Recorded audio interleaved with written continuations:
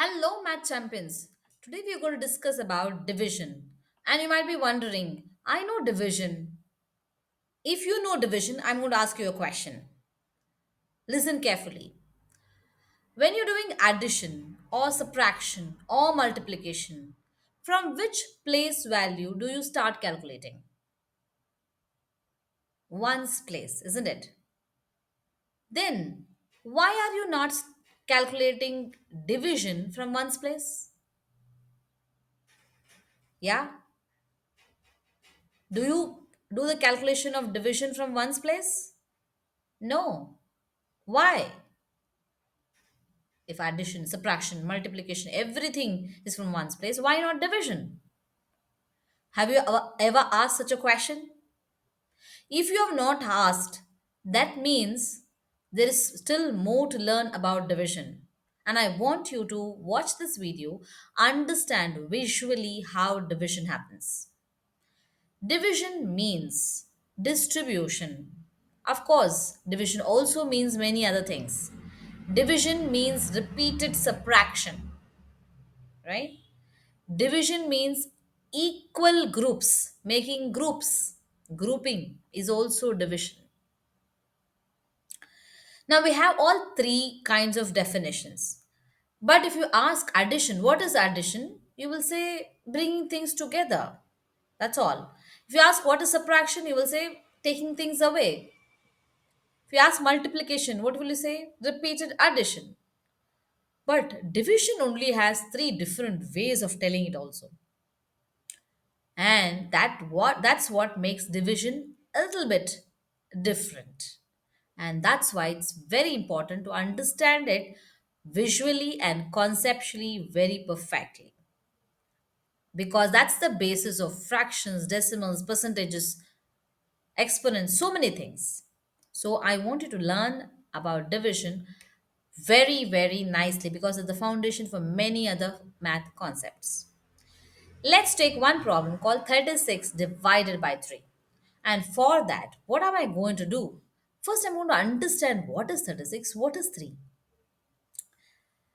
This 36 is something that we are going to distribute. Say, for example, there are 36 chocolates. Then what is this 3? 3 are the people who are going to get those chocolates. Maybe there are 3 people who will get those chocolates. Okay. 36 is something we going to distribute. And 3 is the number of groups we are going to make or number of people we are going to distribute to. Clear? So, that being said, now we need 36 first of all. There's a 10, 20, and a 30. We need 6 more, right? 6 more is required. So 1, 2, 3, 4, 5, 6. Okay. So all 36 is there. Now we need 3 people, right? Or 3 packets or 3 baskets or 3 things basically. So what I'm going to do, going to put 3 bowls or something, okay, into which, of course, this is for one person, this is for another person, like that. Okay, that's going to be the case. So 3 people we are going to distribute. So how do we distribute? Of course, we can start from distributing one's place also. It's not that it's wrong. See, how do we distribute? One for this fellow, one for this fellow, right? We can do that. No problem.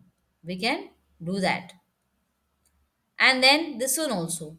We'll distribute this also equally among all 3 people. One here, and one here.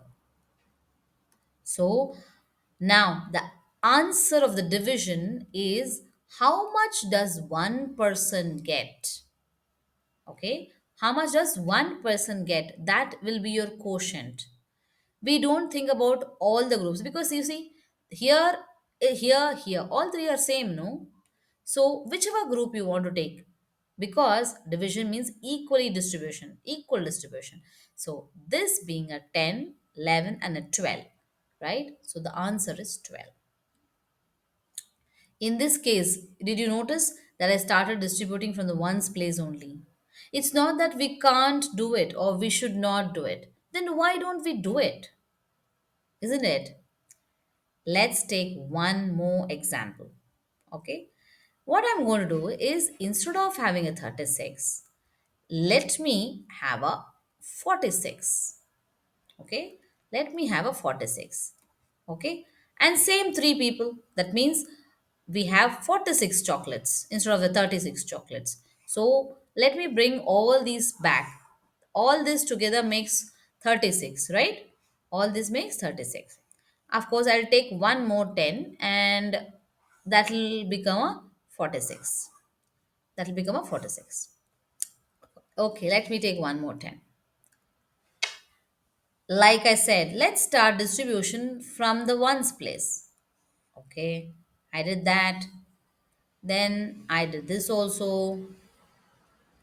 Then I start distributing the tens also. Oh, now I'm left with this.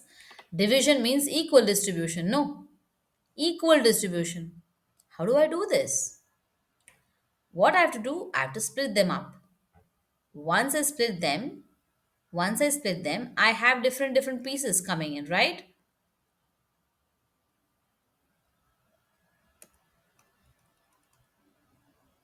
Okay. So one here, one, one here. Correct? Then one, and one. And one, and one. So if you see here, I have distributed it and I have got also this one thing is remaining, right? So whatever is remaining, we call it as a remainder. Very important. Remainder is 1. And whatever is there in one group, we call it as a quotient. How much is a quotient? 10, 11, 12, 13, 14, 15. 15 is the quotient. 15 is the quotient and 1 is the remainder. Is it wrong? No, it's not wrong. It's perfectly correct. But if you notice, I started from the ones place. Then why do we do from the tens place? Usually in schools and colleges, why do we do that? Because if you see here, what happened is this particular these particular things, no, they all came from a rod. They all came from 110, but they had to be added to these ones because they all become ones now. No, that is the reason. If we do from the right, as you go further and further, it will become much more difficult. Let me take one more example to show you why it becomes difficult. Okay. Now, instead of a just 46, what am I going to do is I am going to take 146. Okay. I'm going to take 146. Same 46, no? Same 46. And I'm just going to change or increase a 100. Okay. So I take this 100 also. The 46 was already distributed. So let me keep it as it is. Now, because I've already distributed 46, this 100 is there. Now, I have to distribute this. What do I do? Again, I split them up, right? I split them up. Then I have to put one here, correct? One here, one here, one here. For the sake of neatness, let me pull this all these ones down.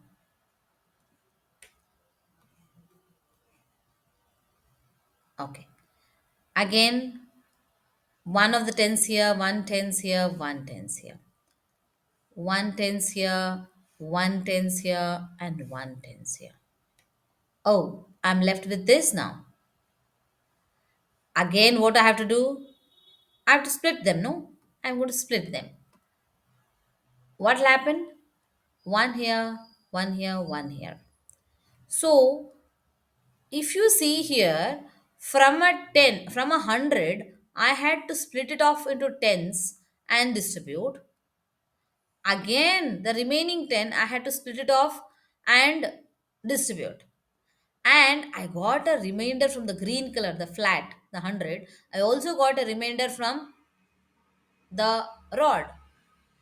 If I had already got a remainder from, if instead of 146, if it is 147, one more remainder.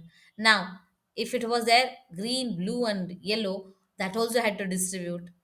See, are you seeing that when we're starting from the right side, it is becoming more and more complicated, because the ones you're also getting from hundreds, one flat also you're getting that once, from the tens also you're getting that once, and from the normal ones also. All of this we have to add it up later to get the answer. So this is going to be difficult. Let's don't do all of those things. Let's take the same number 146 and see why our usual algorithm of starting from the hundreds place really works. Okay, we take a 146. Okay, 46,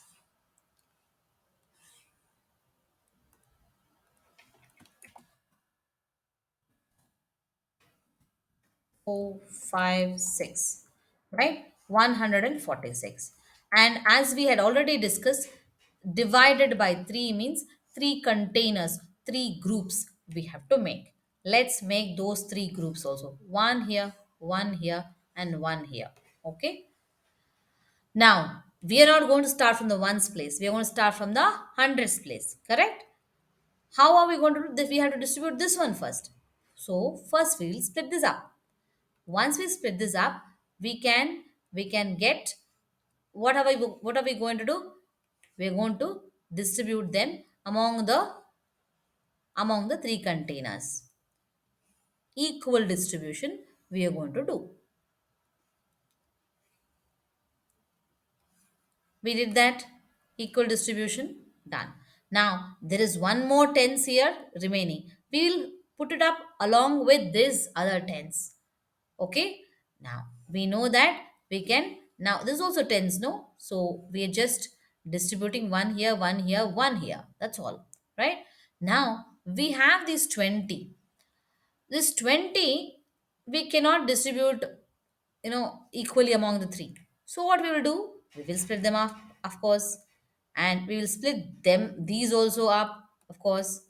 Now we've got 20 and 6. If you just think and see, 26 means 8 times, right? So instead of doing, one by one, to save our time, what I'm going to do is I'm going to take 8 of this also, and I'm going to put here. Correct? And 8 of this I'm going to put. If you see, again, I'm doing equal distribution only. I'm not doing any, injustice or to anything, right? So this is entire is 6. Entire thing is 6. I'm going to move the entire thing to this place. Correct? I'm going to move. This is a 3, 4, 5, 6, 7, and 8. 8. 8, 8, 8. I have distributed properly, equally, and 2 has become my remainder. Now, to see how it actually works, let me write the division up for you all here. Okay, 146 divided by 3 means what you would have done. You would have taken 100 and this 40 both considered as 14. 3 times 4 is a 12. And remaining two tens, 26 was there. Remember, we had a 26, correct? 3 times 8 is a 24, and you have the remainder 2. Can you see here? There's a remainder 2 here, and 48. Look at this one group, 10, 20, 30, 40, and a 48.